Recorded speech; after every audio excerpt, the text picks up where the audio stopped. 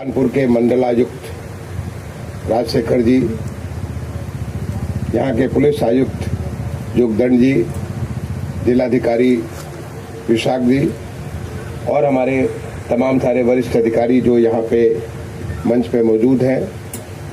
इस विश्वविद्यालय के डीन, प्रोफेसर्स, प्राध्यापक, लेक्चरर, छात्र तथा अन्य उपस्थित देवियों सज्जनों,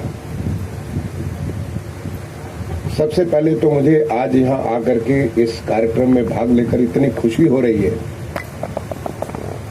मैं इसका बयान नहीं कर सकता। इसकी शुरुआत हुई थी पिछले 3 जून को, जब माननीय राष्ट्रपति महोदय के गांव में माननीय प्रधानमंत्री जी का जब कार्यक्रम था।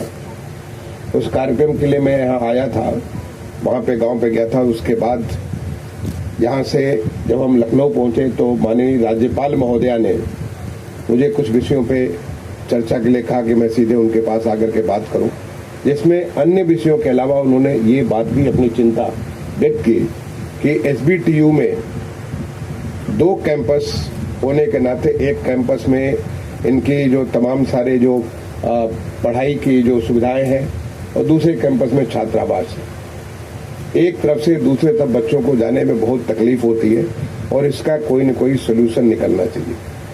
यहाँ से 3 जून 2022 अभी कुछ 3 महीने हुए, मुश्किल से 3 महीने हुए, कुछ 3 महीने पहले माननीय राज्यपाल महोदय ने मुझे इसका निर्देश दिया और तुरंत उसी दिन मैंने मंडलायुक्त से, जिलाधिकारी से, प्रमुख सचिव, उच्च टेक्निकल एजुकेशन से और वाइस चांसलर से, आपको स्मरण होगा रात में ही मैंने आप सारे लोगों से बात किया कि इसका कोई एक सस्टेनेबल सोल्यूशन निकाला जाए। अब ऐसा तो नहीं कर सकते कि 2 परिसर हैं तो इसको उठा के वहां तो नहीं ले जा सकते, तो मुझे बताया गया। और उसके बाद मैंने तुरंत आदेश किया कि हमारे प्रमुख सचिव कानपुर पहुंचे और आकर के यहाँ पे जिला स्तर के अधिकारियों के साथ, वाइस चांसलर के साथ वहां पे मौके को देखें और देख करके निर्णय लें कि क्या कार्रवाई की जा सकती है। मुझे बताया गया कि इसके लिए एक पूरा एक फ्लाईओवर टाइप की चीज जो बनाया जाएगा, जो कि यहाँ से लेकर के वो 3.5 किलोमीटर नहीं, 3.7 नहीं, लगभग 1.5-2 किलोमीटर के आसपास एक जो प्रो फ्लाइंग डिस्टेंस है उस पर एक फ्लाईओवर बनेगा जिससे लोग यहाँ से वहां तक जा सकते हैं। मैंने इन लोगों से कहा भाई ये संभव नहीं है, ये प्रैक्टिकल नहीं है, क्योंकि आपने कितने लोगों ने देखा होगा कि सड़क के पास जो रोड ओवरब्रिज बनता है, कितने लोग उस पर चलते हैं, बनता है लेकिन लोग उसको नहीं चल करके उस पर प्रयोग करते। कितने बच्चे, कितने यहाँ के प्राध्यापक, अध्यापक वो उसका उपयोग करेंगे और उसके साथ ही साथ एक काफी ज्यादा खर्चा होगा, मेंटेनेंस होगा और उसको करने के पहले भी इतनी सारी आपको बहुत सारे एनओसीज लेने होंगे, बहुत सारे आपके अप्रूवल्स लेने पड़ेंगे। ये एक बड़ा एक डिफिकल्ट सोल्यूशन है। मुझे ऐसा सोल्यूशन मैं सीधे रिजेक्ट करता हूँ और आपको एक सस्टेनेबल सोल्यूशन जो कि आज नहीं, आज से 50 साल के बाद भी, आज के 100 साल के बाद भी उपयोग हो सके, क्योंकि कैंपस रहेगा, हम आप जाते रहेंगे लेकिन बच्चे भी रहेंगे, प्राध्यापक भी रहेंगे, पढ़ाते भी रहेंगे। ये सारी व्यवस्था ऐसी होती है, इसका सोल्यूशन दीजिए।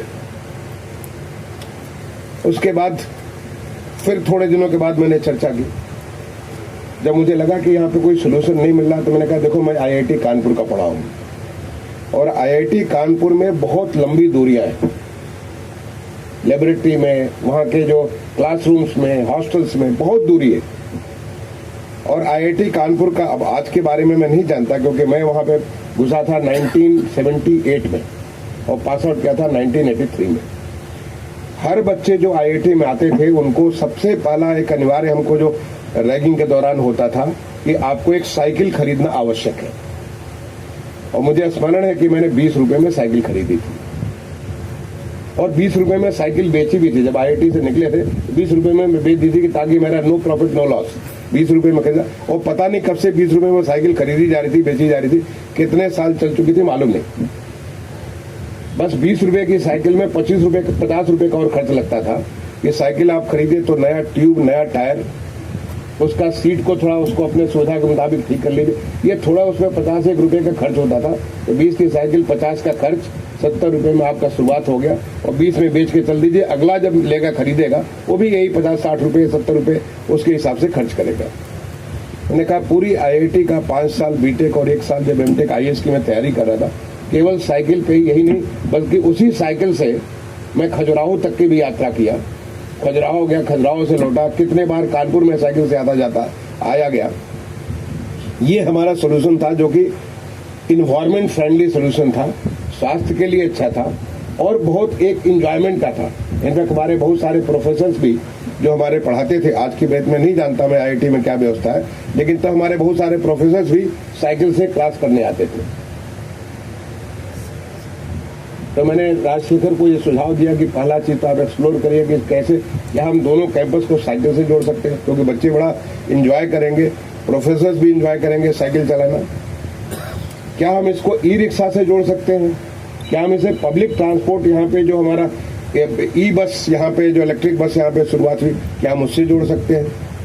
और मैं बधाई देना चाहूँगा राजशेखर को, विशाख को, दोनों को मैं बहुत बहुत बधाई देना चाहूँगा कि मेरे ये कहने के बाद अभी 3 महीना, जस्ट केवल 3 महीना पूरा हुआ और ये पूरी एक्सरसाइज करीब मैं सोचता 1 महीने तक मैं लगातार इसको फॉलो कर रहा था। और जब राजशेखर का 2 दिन पहले मेरे पास फोन आया कि चूंकि आप कानपुर आ रहे हैं तो आपके द्वारा उद्घाटन किया जाएगा, तो मैं उद्घाटन कर रहा हूँ, लेकिन मैं उस चीज को याद कर रहा हूँ कि जो प्रोसेस था उस प्रोसेस से कितनी बड़ी व्यवस्था और एक सस्टेनेबल व्यवस्था। मैं धन्यवाद देना चाहूंगा योगेश जी को, जिन्होंने मुझे बताया गया कि ये रिमझिम इस्पात, उन्होंने ये सारी 100 साइकिलों का उन्होंने शुरुआती तौर पे 50 इस कैंपस में 50 उस कैंपस में उन्होंने उसको डोनेट किया। और आने वाले समय में ये साइकिल जब आप शुरुआत करेंगे तो ये साइकिलों की संख्या बढ़ती चली जाएगी। बच्चे खुद को साइकिल लेंगे और ये साइकिल शेयरिंग का भी और सारा बाइसिकल शेयरिंग का मॉडल हमारे स्मार्ट सिटी में पूरे देश में लाखों की संख्या में भारत सरकार के अर्बन सेक्रेटरी के तौर पे मैंने चलवाया है, पूरे देश में चलवाया, तमाम सारे स्मार्ट सिटीज में। और कई जगह अगर आप मेरी पुरानी तस्वीरों को, मेरे फीड को देखेंगे, बहुत सारे शहरों में मैंने साइकिल की यात्रा की है ये स्मार्ट सिटी के माध्यम से।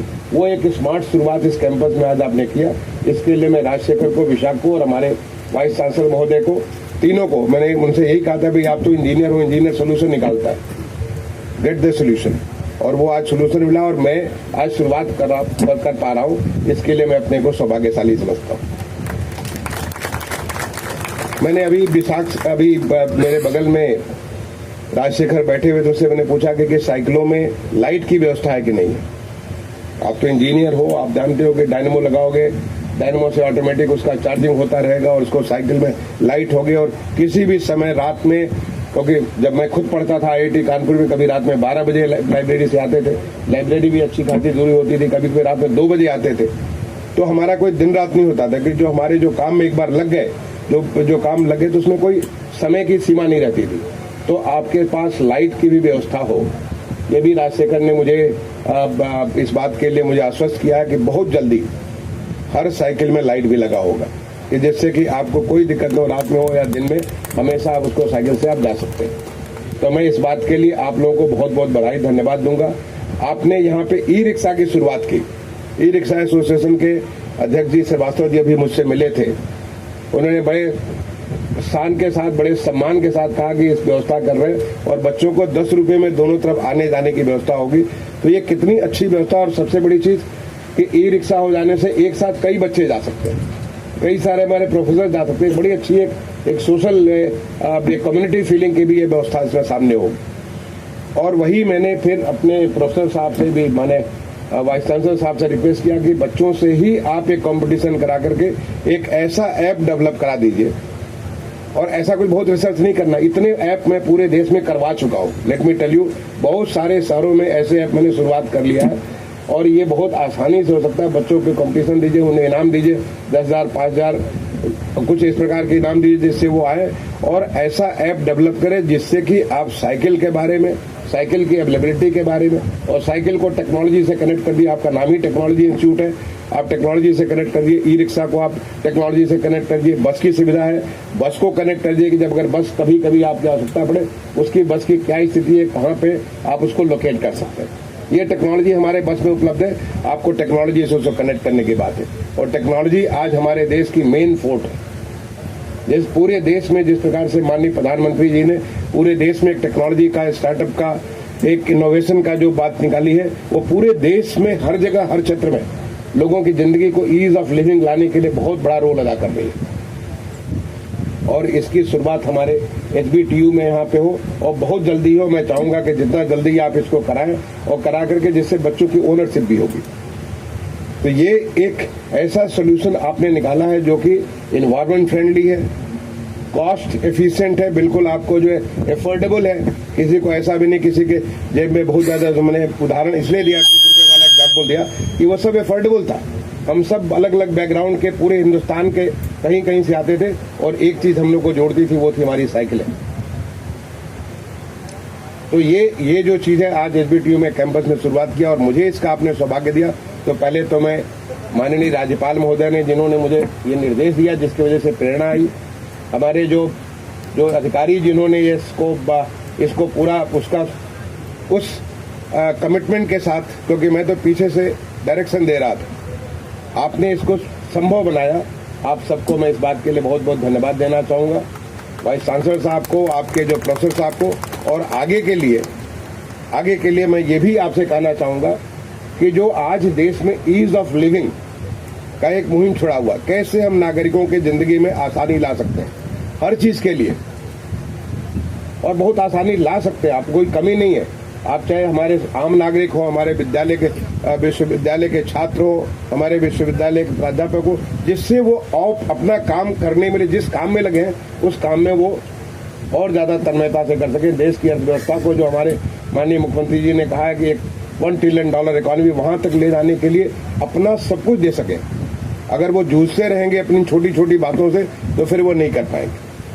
तो वो जो ईज ऑफ लिविंग के बारे में ऐसी भी समस्याओं को मैं वाइस चांसलर साहब को आज मैं इनसे ये भी रिक्वेस्ट करना चाहूंगा कि आप आइडेंटिफाई करिए, और उसमें आप क्या कर सकते हैं, बच्चों को ही उनको लगे, वो सोच करके नए नए तरीके निकालेंगे, नए तरीके ईजाद करेंगे, जिससे कि आपकी व्यवस्था और सुदृढ़, सशक्त और प्रभावी होगी।